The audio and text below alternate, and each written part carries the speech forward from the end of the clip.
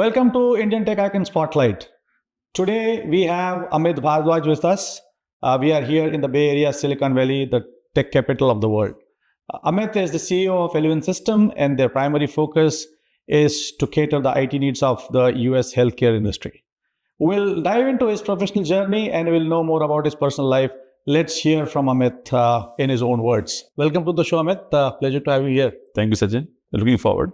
Yeah, I'm sure that we are going to have an exciting discussion. I'm looking forward to it as well. And let's jump into the discussion right away. Tell me about your company. What do you do? So, Sachin, we are Elevon Systems. Primarily, we are a 100% healthcare focused company. We cater the IT needs of US health systems. Primarily health systems only. About 90% of business which we do is about US hospital systems, and about 10% is in the payer mode. So we do anything and everything in IT, for these large hospital systems, whether it's about managing their IT infrastructure, doing their cybersecurity, deploying, installing, maintaining some of the large enterprise applications, or maintaining them. So you name it, we do this, right? So we are the one-stop shop for all the IT needs of these large health systems. Wonderful. Looks like a very, very niche area. Yes, kind of. I think that is what we decided to keep. Continue to focus on US healthcare. So when we talk about the healthcare, there are a lot of things that come to my mind. Now, let me start one by one because looking at this industry, because of everything around healthcare in the US, there is a lot that goes in. I think a lot of people from outside may not know. So my focus is going to be somewhat in that area to find out what actually the US healthcare industry and how it operates, and what are your challenges as when you look around systems and all. So with the AI that coming in right now, a lot of people talk about AI. I'm sure that you and your company is also looking into it. And how do you see the influence of AI into this particular sector? Wonderful. So Sachin, let me divide this question into two sides. Number one, how the US healthcare industry is operating, and then the impact of AI on the US healthcare.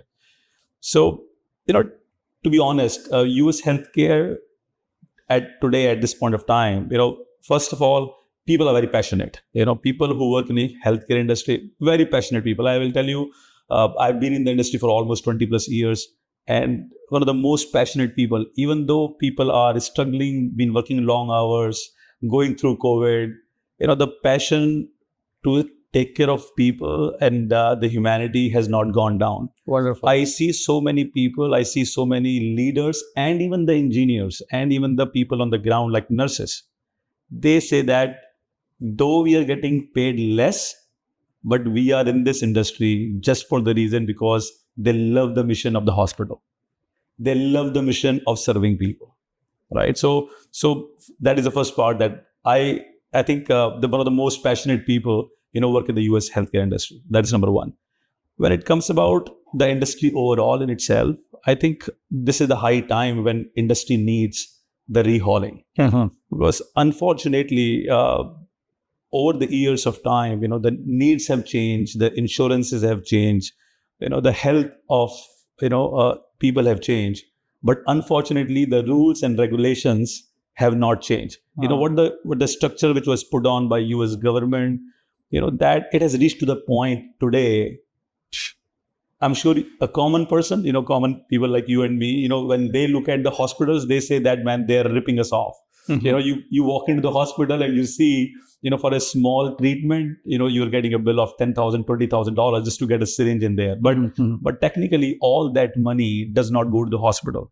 So today, if you look at this, there are three parts in it. One, insurance companies. Second, the hospitals. And third, the individuals. I'll tell you the only part which is getting sandwiched and suffering is on the hospitals. And I will tell you why. Because what happens is when a patient goes to the hospital, there is a cost associated to it, right?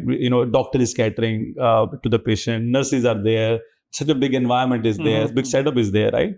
So there is a cost associated to it, right? So they take that cost, give it to the insurance companies, and insurance companies cut that bill to half, right? Or 60% or 70%, right? Yeah. So unfortunately, what happens is a very small portion comes back to the hospital.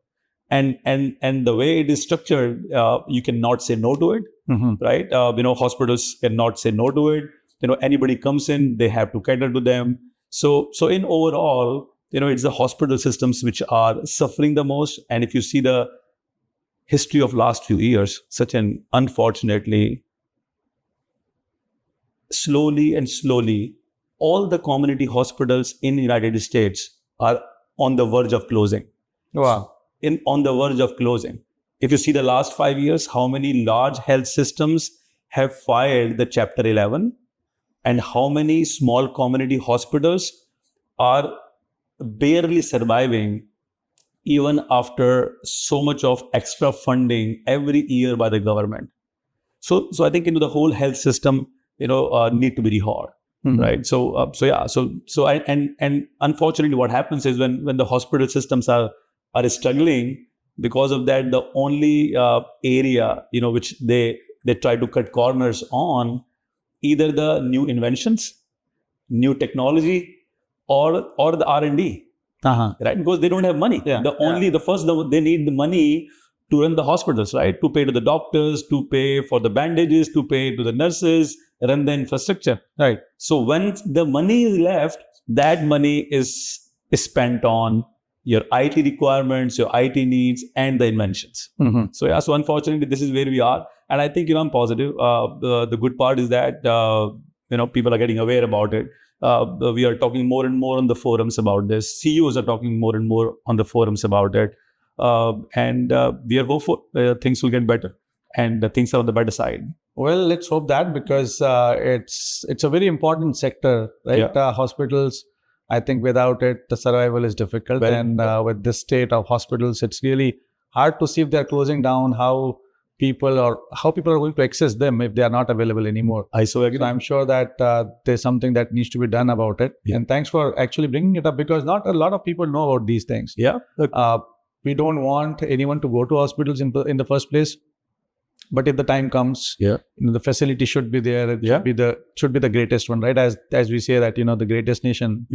And the situation of our hospitals are such, I'm sure that, one day these all will get overhauled, and that will be same as what we are as a country. Yes, also. Looking forward to it. Yes, thank you.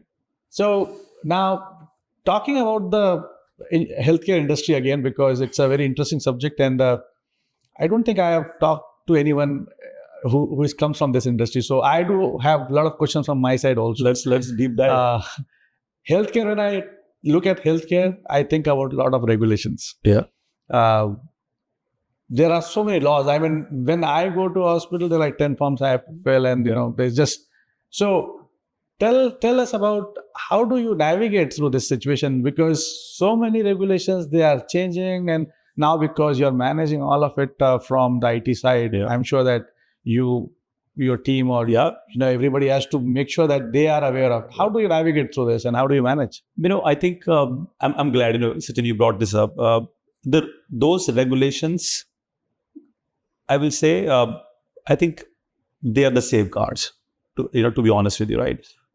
If you primarily in the healthcare sector, those regulations are the safeguard, because the data with which we are dealing with, day and night, right? So any patient comes in, anything about the patient, that data is so got to be so secure, right? Got to be in your internal systems, right? So I strongly believe that those rules and regulations and those compliances which are required to operate in healthcare industry, I think they are required. Sometimes they slow us down because the pace at which we want to work, right? The pace at which we want to bring the change, it slows down. But ultimately, we have realized this, right? At the end, it always work in the favor, right? So I think I'm a big believer in that. Rules, regulations, compliances are must, and I think the only impact we see slow down, but that's required. So what's the best way that your team gets updated about all the regulations that are changing. Because if it's changing for everyone, right? Everyone. People working at hospitals, their administration, as well as people who are partnering with the hospitals. So there are the regular, on a quarterly basis, on a yearly basis, there are trainings, there are sessions, which is important and must. Every individual, everybody who's involved in there, anybody who's touching the data, they have to go through, those trainings. They have to go through those compliance trainings and be a part of it, right? So that is what we make sure that everybody is a part of it. And what keeps you awake in the night? Because when I look at this and the work that you and your team does, like, let's say, for example, your team is managing this entire infrastructure of the hospital, right? Probably it also has the booking and appointment systems and all that, like, because so many people are dependent on it.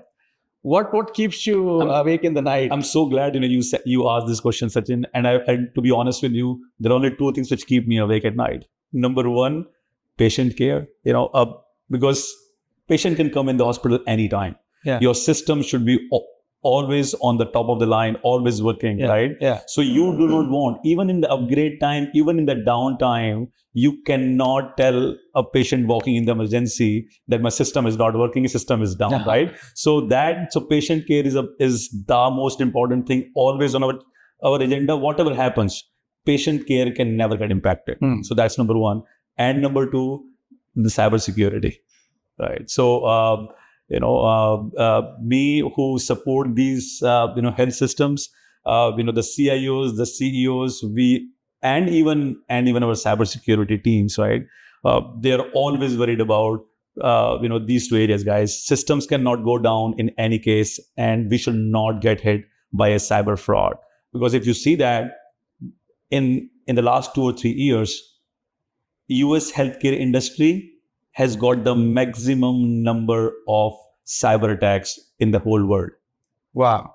The US healthcare industry has got maximum number of cyber attacks in the whole world. So you can imagine, at what level and at what kind we have to operate and what kind of security measures we have to take. They just need one chance to get into our system, and we need to save ourselves 100% times. So you have to be on alert all the time. So these are the two things which keep me worried. But yes, touch wood, we have been doing well. We have the measures. I wish it stays that way. I can imagine how stressful that could be. But I'm glad that you and your team is able to keep those things safe and not letting the bad actors play. Yes, thank you.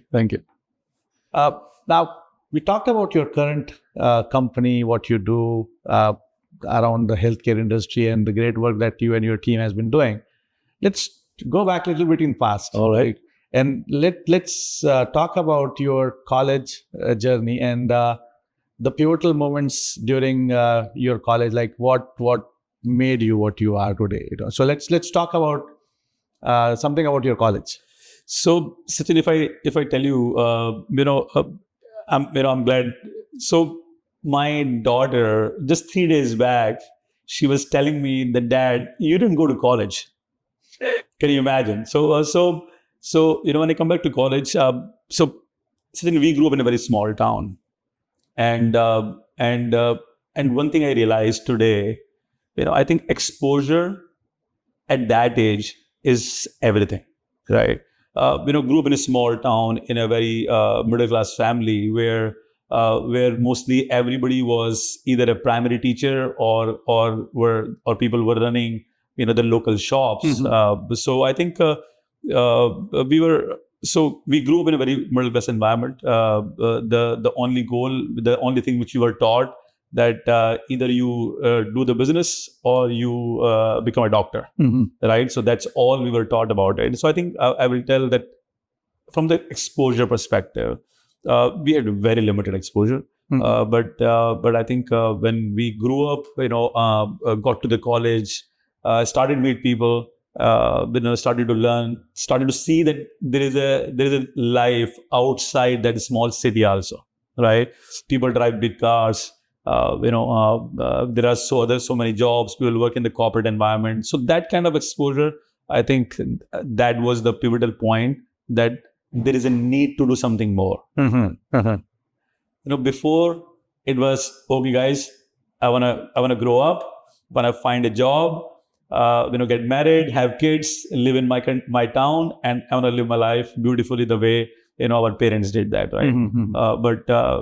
But the pivotal moment was when I took admission in the college in another city, went to Delhi, started to see the another part of the world. That is where the need came in. I wanted to. I want to have it. I want to be there. And I think that's why you always say that that need is the mother of all the inventions. Yeah, right? yeah. So for me also, it started, guys, I needed, how do I get there? So I think that was a pivotal point for me in my thinking and, in my career. So who inspired you to go out of that small town to Delhi? Somebody from your family, or what was that? Always my mom. Okay. My mom has always, so whoever I am, so in every family, somebody is always there, right? To tell you, hey, you can do better. You can do this. So I think my mom has always been a very strong woman. In tough days, bad days, good days at home, she's the one who was always calm, who was always patient, and she's though she had limited education, but she's the one who was always the guiding star, in at least my life, where she said, Amit, you can do better. Yeah. Amit, this is where you need to be. Yeah. Now, I think most of us actually, moms are the guiding star, like guiding star, or whatever you want to call them. Like they are the ones who are actually leading you wherever you go. I agree.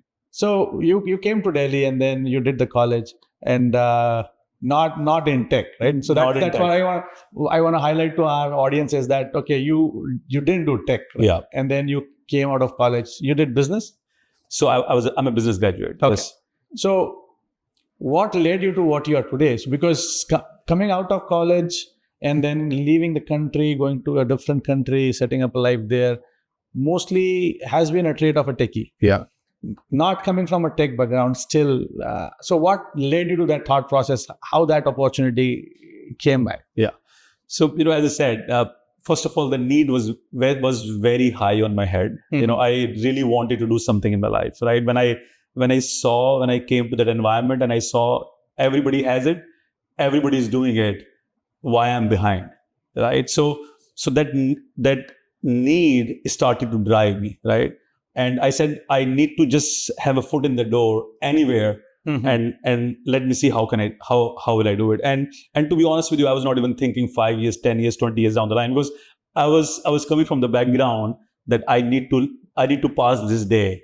We need to have this money to pay the fees for this month, and I need to have some money to go out with my friends, in this month on that day, right? So I was not looking like 5-10 years, right? So the only goal was have a foot in the door, and I just wanted a job in the corporate environment and to get in there. So Touchwood luckily had some communication skills. So there was an opening in the talent acquisition team of one of the big IT large company in India. Got in there. So that was my first step. That was in the corporate sector, and I think that is what started. Became a part of talent acquisition team.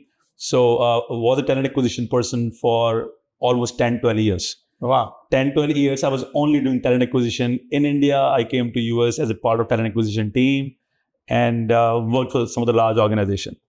Then the point came where my own seniors, my own executives said, Amit, why don't you come with us into those large deals in which the CEOs is there, CIOs are there. You come be a part of those teams, what we can do and what we cannot do, right? From that perspective, right? So then I started to get that kind of exposure, where what us C-level executives is looking into the hospital, what a CIO is asking, what a CEO is asking, how the whole deal is done, how the whole business is done. I think that was a real learning ground for me to be at this point, right? So, and I'm going to again take it back to that environment. When you get into that environment, which I did not have when I was growing up in the small city, and I got into the bigger city, got that environment, learned it, changed fast, again, then came to US, caught in that environment of those C-level executives, learned the business, how the deals are done, how the IT is run, how the cybersecurity is run, what is most important for an IT company, what is most important for a hospital system. What is the most important in today's world? The patient care cannot get impacted, right? Whatever happens, patient cannot get impacted, right? So, I think that environment, that learning and ability to change every time, you cannot stay on the same path. In my career, after every 10 years, I have evolved after every 10 years. Today, after 30 years in the professional career, at least 3 times I have evolved, changed what I was doing. And so here I am. Great. Looks like a very interesting journey. So I'm looking at there are multiple pivotal points that came in, right? Yeah. First, when you got out from the small town, went to Delhi, and then when you came in to talent acquisition team, and then that's when you got the opportunity to actually go out again, right? So I think it's a great, and I'm sure that you must be having that potential. So people are looking at it and saying, okay, let's come with us. Yes. And so that's kudos to your own capabilities as well. Thank you, Sachin. Thanks a lot. Yeah. So from there on to the CEO, and I want to add one thing. So interestingly, you said earlier that in that small town, everybody used to talk about either you become a doctor, or you take up some job. Right? Yeah. You didn't become a doctor, but at least you're in the same industry, right? Yes, close to that. I'm close to that. Yes, and I think healthcare. So you know that, right? In every family, you want a doctor is a very reputable position, right? Yeah. People look up to a doctor with a lot of respect, and we always wanted to be that side, but at least I'm glad I could connect to that industry. Yeah, and you're helping them, right? Yes. So because I think they all work as a team. Doctor is alone by themselves. Probably may not be able to do as much as they are able to do with the team, the nurses and the administrative staff and the support system and the IT system infrastructure. I think all of them. So being there itself, you are at least maybe a part of what it used to be. We are. Definitely, yes. So, and then from there on, when you started to go and start seeing all this as part of your new role, leading up to now, CEO of Elevent System, how has that journey been like, and what are your challenges? Maybe you want to share that? I think, Sachin, I always had that bug in me that I want to do something of my own. To be honest, as I said, initially I had no idea who I am. The only goal was to get this day, this month, this year, make some money. That thinking was only limited to that. But as I started to meet people from different industries, from different level and different areas of the world, then the brain start opening up, right? Then, this can be done. This is not difficult. This can be done. This is not difficult, right? So that ability to evolve and ready to take the challenges, I think that I had in me, right? Because, and that is the thing, which a small town, guy always carry that, man, no, I think I can do it. I think I can dare to do this, right? I have that attitude to do this. Never give up attitude. Never give up. So I've always been resilient, right? So I think that that attitude to try, that attitude to take chances, that I can do it, right? Let me try, and that bug of doing something bigger and putting something together. I think I think that ability of me been able to drive me. Definitely hard work. You cannot replace hard work. I'm going to say I'm not a talented guy. I'm not one of the smartest guy in the room, but I can surely say that I'm one of the hardest working guy in the room, and I think that my hard work, that being resilient, being persistent, has got me here. It's not the smartness. Well, you are being humble, but the success and the growth shows it all. Thank you, Rajan. tell us about like your how you see this industry evolving from here, the one that you are in. So healthcare has a lot of focus. So as it impacts everybody around, right? Healthcare has a lot of focus, and I'll tell you, government, is taking a lot of initiatives. A lot of research is happening. I think, after defense, the maximum money which goes in, in the research and R&D is on healthcare. And we being in the United States, I think we are at the best spot, in the world. So the money which is going in the research, the projections which we have for the next 3 and 5 years, from the pharma, from the healthcare, it's a lot coming. And I'm glad to share this, that with the addition of AI, right? AI is going to change everything. So I'll tell you, we are at step 1, in terms of AI, and we can already see the impact of it. So I will tell you, we are step number 1. In a year, we will be at step 2.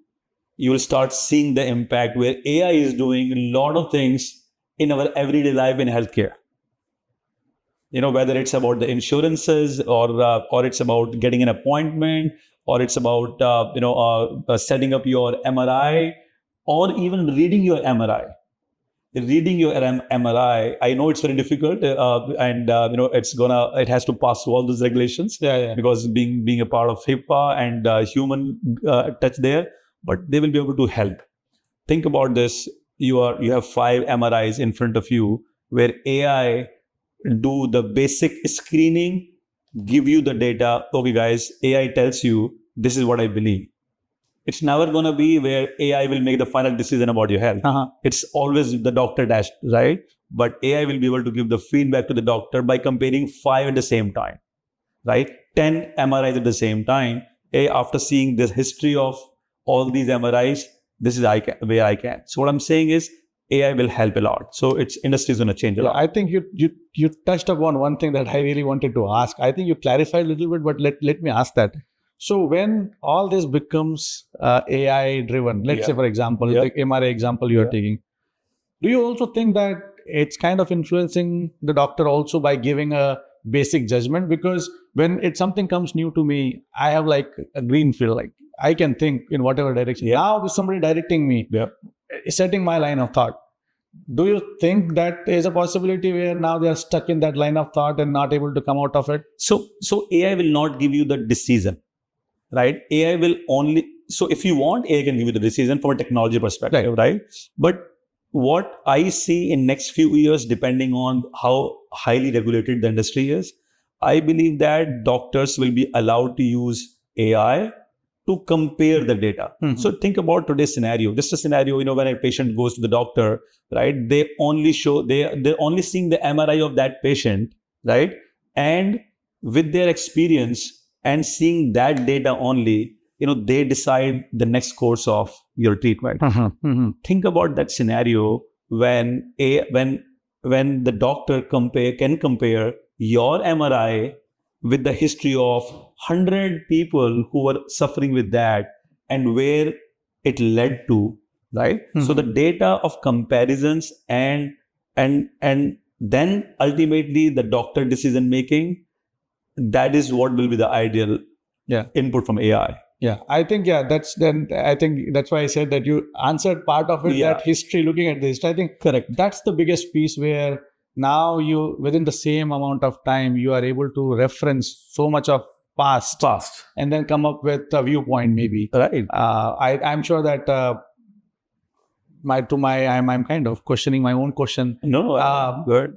Maybe doctors will evolve from that point to not get pulled into an opinion, or rather look at it from a data standpoint. Exactly. When you compare the data, when you are having the history, right, of patients of the same line of treatment, then I think it's a well-informed decision, rather judging on your mental capacity of thinking or or the individual results. I think that will be more uniform and the right decision. Yeah, and I'm sure that yes, AI is here to stay and it's going to help all of us in a big way. Oh, 100%. So how do you motivate your team, or rather, tell your team what's coming up and how you like kind of navigate them through this AI? Because AI also comes with a lot of uncertainty, right? Yes. Right now, the scenarios are not clear. People don't know what's going to happen. Are we going to rely on it or not?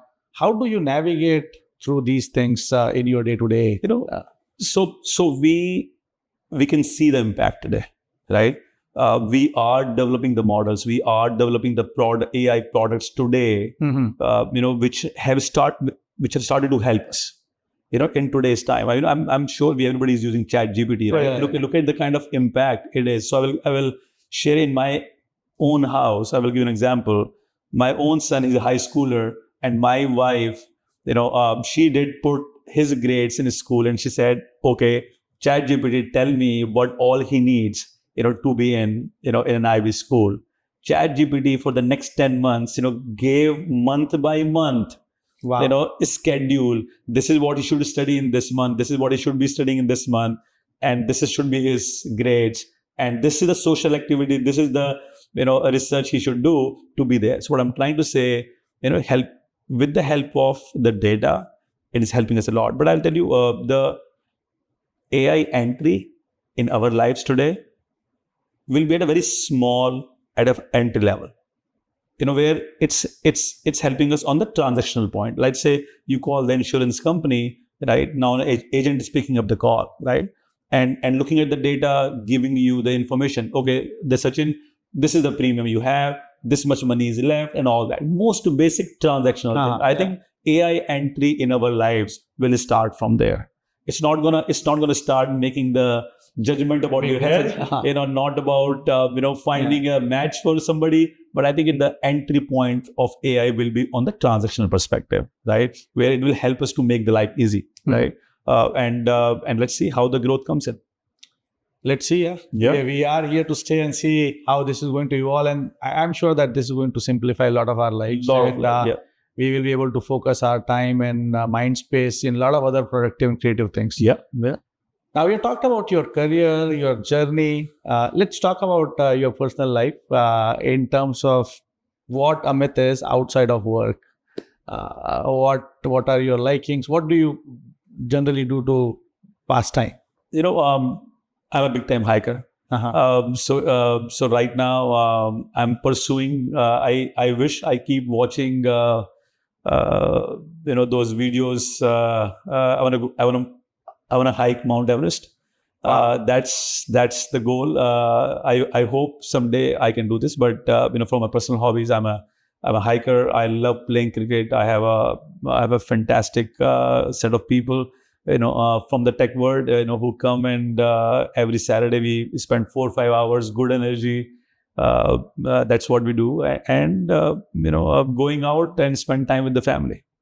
I think that's what most of my own personal time goes in. Yeah, I think cricket is one area where most of the people I talk to, especially Indians, no one can take cricket out of them. We grew up with that, right? That flows in our blood. And I could relate one of your previous comments when you said that maybe that was back in time, but I closely relate that with cricket, where you said that I was not thinking too far ahead. Yeah. It was just day by day, like how you do in cricket when you go for a test match. Yeah. You say, okay, we have to survive until lunch. That's it. If we come back, yes, going to survive until tea. That's You're not thinking about, okay, next day what I'm going to come and play, right? I so agree. Yeah, that's the attitude. So you talked about Mount Everest. What are the most recent hikes you may have done? A few months back, I climbed Mount Kilimanjaro. Wow. Yeah, in Tanzania. So I was there with a group of friends. So we all went there. Fantastic time. You get so much of your own time. You hike. You clear your mind. You have new ideas. I just loved it. And before that, in Hawasubai in Nevada. So yeah. So I try to find at least twice a year. I try to pick up some big hike and go and cut from everything and just clear my brain. Yeah, I think that's the best way to disconnect from everyday's hustle. Yeah. So many things going on in the life. Maybe just disconnect for a moment. Yeah. Come back, rewire it, and then start all fresh. And you are a different person for at least for 1 month. You have the clear thoughts. Yeah. And then by the time it starts to go there, you are ready for your next Ready one. for the next one. Yes. That's a good way to look at it. I mean, yes, whatever helps to clear your mind, I think it helps. one should continue to do it. Thank you. And at the end of the day, you are working in an industry which is highly stressful. Your job itself is stressful. And you are catering to one of the industries which is most important for any human being living on the earth. And very demanding. Yeah. So I wish you good luck. Thank you, Sajjan. It was great knowing about your professional journey, what you do, how you are helping the US healthcare system, and then the challenges around it. And then also about your personal life. Thank you, sir. So it's very inspiring. And for all our audiences, it's a good way to look into what it takes to be where you are. Thank you for sharing your story, Amit. Thank you. It was a pleasure talking to you. Thank you, sir. Good luck with whatever you do. Appreciate it. Take care.